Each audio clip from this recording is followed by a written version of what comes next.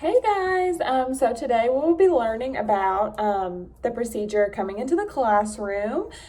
This procedure is going to help us minimize waste of time at the beginning of class, and it will ensure that students are ready for me to teach once the bell has rang and the starter is finished. How I'm going to teach this is I'll tell students why it's important to get into class quickly and orderly and get started on the starter as fast as possible so we can maximize the amount of learning time that we're having in class.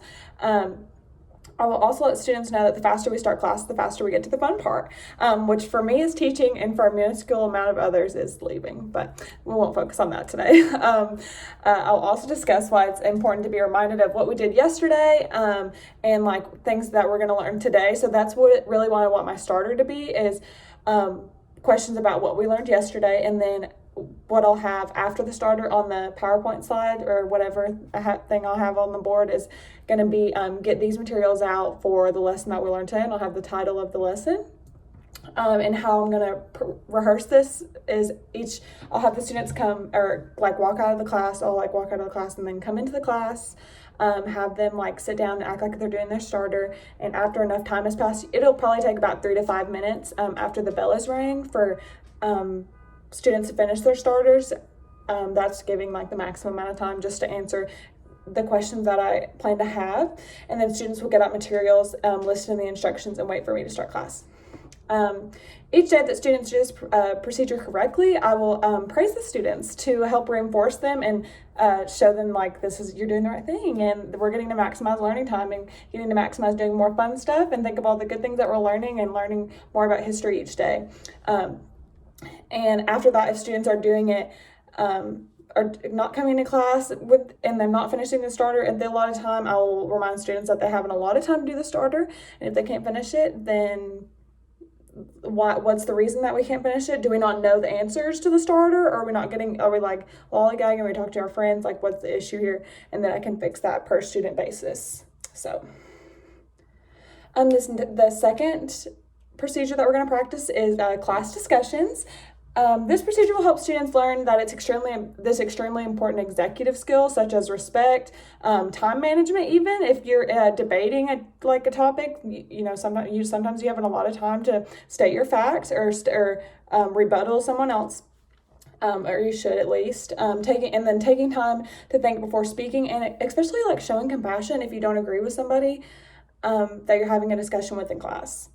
This is possibly the most important procedure in my opinion because students will carry this with them in their personal lives and into their future careers, because nearly every career you're going to be working with somebody else and you're going to be working on it as a team, and sometimes most of the time probably you're not going to agree totally with the person that's on your team, and so like coming to a compromise, and even if you don't agree, being able to see the other side and understand where they're coming from, and then them being able to do the same.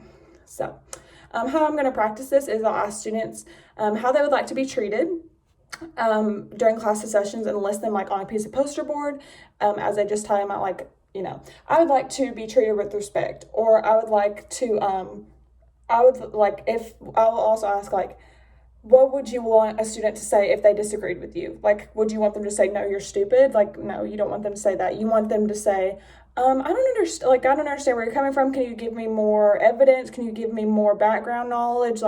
Where is this coming from? How can I see it in your perspective? And what would they like someone to say if they had a good point in the discussion? Would they like, not to recognize if they had a good point in the discussion, or they would like to say, oh yeah, that's a good point. I've never thought about it that way.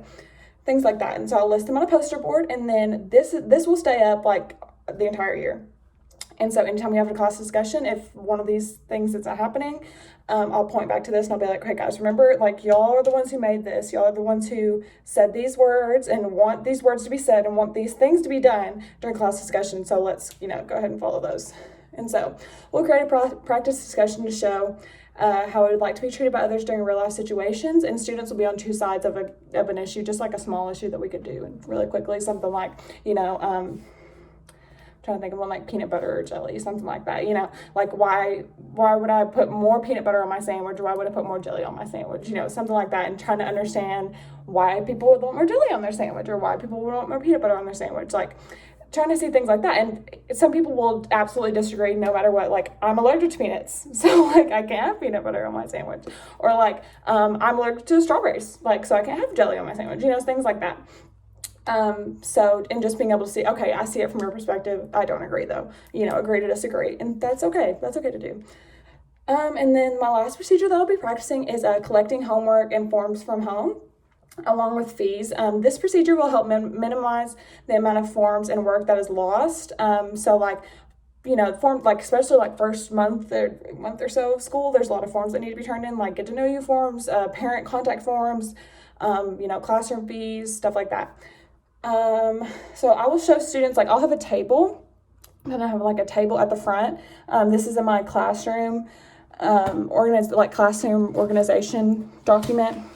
But I plan on having like different folders, like kind of like a stackable thing, or like stackable thing. And then each folder will be labeled like fees, field trip, like fees, or things for me, work that we've done today, late work, or, things like that generally. And then how I'll practice this is I'm going to pass out like index cards that say like one could say late work, or one could say a note from parents, one could say field trip form, one could say work we did while I was absent. And then we'll have each student come up to the folder thing and put them in the folder where we think that they're supposed to go. And then after that, we'll go through all the note cards and make sure they're put in the right place. If a student tries to put them in the wrong place, we'll just, remind them, like, this is where it goes. And if a student tries to hand me, and for fees, like for money and checks, that will be handed to me immediately. Like, so that way I know it's not going to get lost or someone's going to take it or whatever. And if a student tries to hand me something other than fees, I will remind them about the folders that we use for these things. So like someone tries to hand me a field, hey, here's the field trip form that you wanted, or here's a note from my parents for today. I'm like, okay, remember our little table and remember our folder system, and just go ahead and put that in the folder, and I'll look at it when I get a chance. Obviously there's exceptions, if they're checking out. Obviously, I'm going to need to see that note at the beginning of class. So, if it's a checkout note, things like that. But other than that, things that I don't need to see right away, they can go in the folder, and I can look at them after class. And that's my procedures that I'm teaching all today. Hope that you will also implement some types of these procedures in your classroom, and you can see why I would want these types of procedures in my classroom, and why I hope it works for my students.